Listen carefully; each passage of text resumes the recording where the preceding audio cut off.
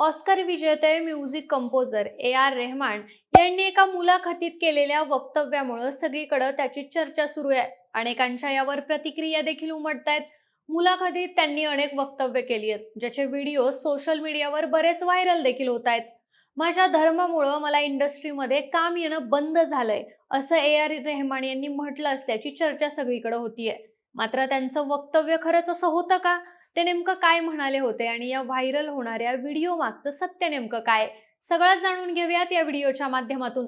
नमस्कार, मी निशा हिंगे आणि तुम्हाला माहिती आपला विषयच भारी आहे. तर मंडळी, झालं काय? BBC रेडिओ एशियन नेटवर्कनं 14 जानेवारीला रेहमान यांची एक मुलाखत पब्लिश केली.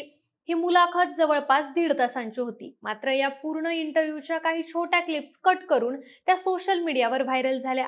यामध्ये सगळ्यात जास्त व्हायरल होणारी क्लिप ही 1 मिनिट 47 सेकंदाची आणि ही देखील एक पूर्ण विदाऊट कट व्हिडिओ नाहीये. त्याच्यामध्ये इंटरव्ह्यूज मधल्या छोट्या छोट्या क्लिप्स जोडून ही 1 मिनिट 47 सेकंदाची क्लिप बनवली गेली आणि याच व्हिडिओच्या आधारे त्यांना ट्रोल केलं जात आहे.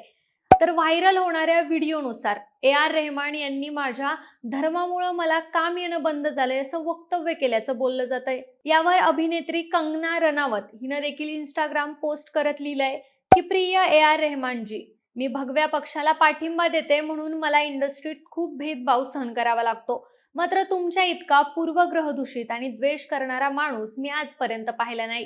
पुढे ती म्हणते, मी दिग्दर्शित केलेला इमर्जन्सी चित्रपट तुम्हाला ऐकवायचा होता, पण चित्रपट ऐकणं तर दूरच, तुम्ही मला भेटायलाही नकार दिलात. मला सांगण्यात आलं की तुम्हाला प्रोपगंडा फिल्मचा भाग व्हायचं नाहीये, पण इमर्जन्सीला सर्व प्रेक्षकांनी उत्कृष्ट चित्रपट असं म्हटलं. विरोधी पक्षातल्या नेत्यांनीही मला पत्र लिहून माझ्या चित्रपटाचं कौतुक केलं. तुम्ही तुमच्यातल्या द्वेषामुळे आंधळे झाले आहात. मला तुमची कीव करावीशी वाटते. कंगना रनावत सोबतच प्रसिद्ध लेखक जावेद अख्तर यांसारख्या अनेकांनी ए.आर. रेहमान यांच्या या वक्तव्याबद्दल प्रतिक्रिया दिली आहे. पण जेव्हा आपण प्रत्यक्षात ही मुलाखत बघू किंवा बीबीसीचे याबाबतचे लेख वाचू, त्यावेळेला आपल्याला समजेल की ए.आर. रेहमान यांचं वक्तव्य यापेक्षा अगदी अपोजिट होतं. आपण थोडं हे डिटेलमध्ये बघूयात. BBC रेडिओचे जर्नलिस्ट हारुद राशीद हा इंटरव्ह्यू घेत होते. हारुद राशीद हे बीबीसीचे पाकिस्तान भागाचे पत्रकार आहेत. त्यांनी ए.आर. रेहमान यांना काही असे प्रश्न विचारले ज्या प्रश्नांच्या उत्तरांमुळे सोशल मीडियावर बऱ्याच चर्चा झाल्या. त्यांनी ए.आर. रेहमान यांना असा प्रश्न विचारला की, आजही मी बघतो हिंदी फिल्म इंडस्ट्रीमध्ये बराच भेदभाव होतोय, विशेषतः जे लोक महाराष्ट्रातून नाहीयेत, जे महाराष्ट्राची भाषा बोलत नाहीयेत, त्यांच्याबाबत हा भेदभाव जास्त होतो. बॉलिवूडमध्ये तमिळ कम्युनिटीला देखील या भेदभावाला सामोरं जावं लागतं. मग 90च्या दशकात देखील हीच परिस्थिती होती का? तुम्ही हे कधी फेस केलंय का? जर्नलिस्टच्या या प्रश्नाला ए.आर. रेहमान यांनी उत्तर देत, अशा कोणत्या गोष्टीला मी सामोरं गेलं नसल्याचं सांगितलं. कदाचित मी हे सगळं फेस केलं नाही, माझ्यापर्यंत हे आलंच नाही किंवा मला या गोष्टी समजल्या नाहीत, किंवा असंही असू शकतं की खुदाने माझ्यापर्यंत या गोष्टी येऊनच दिल्या नाहीत. मी स्वतः हे कधी अनुभवलं नाही. मात्र गेल्या 8 वर्षांपासून इंडस्ट्रीमध्ये कदाचित पॉवर जी आहे ती अशा लोकांच्या हातात आहे जे जास्त क्रिएटिव्ह नाहीयेत आणि तेच लोक बऱ्याच गोष्टी डिसाईड करतात. याच्या मागे सांप्रदायिक कारण असू शकतं. मात्र मी अगदी समोरासमोर हे काही अनुभवलं नाही. मी याबाबत फक्त ऐकलंय. माझ्या तोंडावर कधी या गोष्टींबाबत बोललं गेलं नाही. मी असं देखील ऐकलंय की म्युझिकसाठी कुणीतरी तुम्हाला बुक केलं आणि त्यानंतर दुसरी म्युझिक कंपनी गेली आणि त्यांनी आधी फंडिंग केलं. स्वतःचे 5 कंपोजर ते घेऊन आले. तर असं होताना मी ऐकलंय. यावर ग्रेट, मला आराम भेटला, आता मी माझ्या कुटुंबासोबत वेळ घालवतो, असं उत्तर होतं ए.आर. रेहमान यांचं. या मुलाखतीतला त्यांचा अजून एक मुद्दा चर्चेत येतो, म्हणजे ए.आर. रेहमान यांना काम शोधावं लागतंय असं ते म्हणाले, तसा दावा केला जातोय. मात्र ते म्हणाले होते की, मला इंडस्ट्रीमध्ये कधीच काम शोधण्याची गरज पडली नाही. माझी मेहनत बघून काम स्वतःच माझ्याकडे येतं.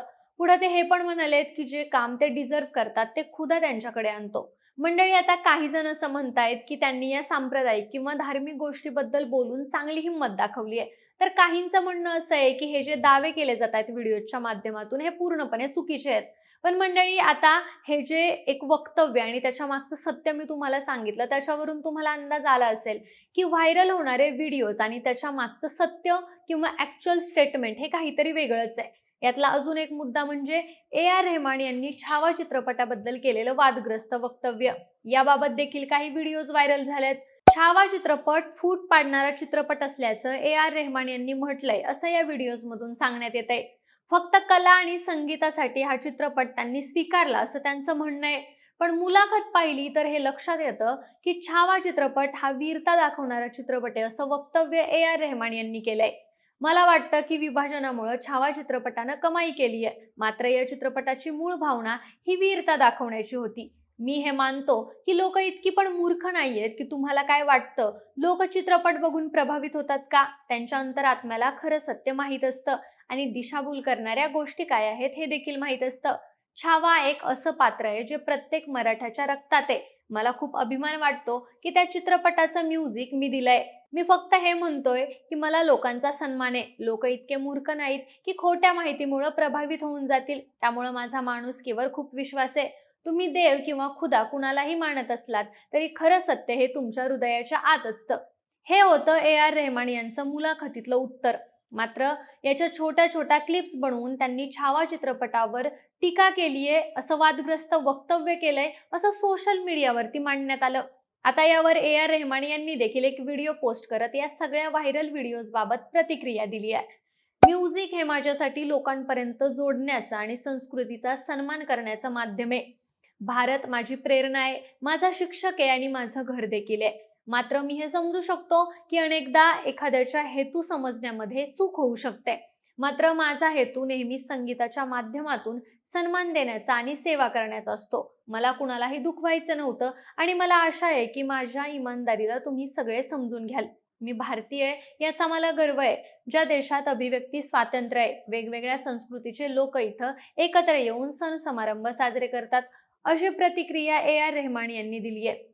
एकूणच काय तर मंडळी, ए.आर. रेहमान यांना बीबीसीच्या पत्रकारानं मुलाखतीमध्ये ज्या पद्धतीनं प्रश्न विचारले, त्या प्रश्नांची उत्तरं देताना ए.आर. रेहमान यांनी जी पूर्ण उत्तरं दिली आहेत, ती पूर्ण उत्तरं न दाखवता त्याच्यामधला फक्त वादग्रस्त ठरू शकतो असा भाग उचलून सोशल मीडियावर तो व्हायरल करण्यात आलाय.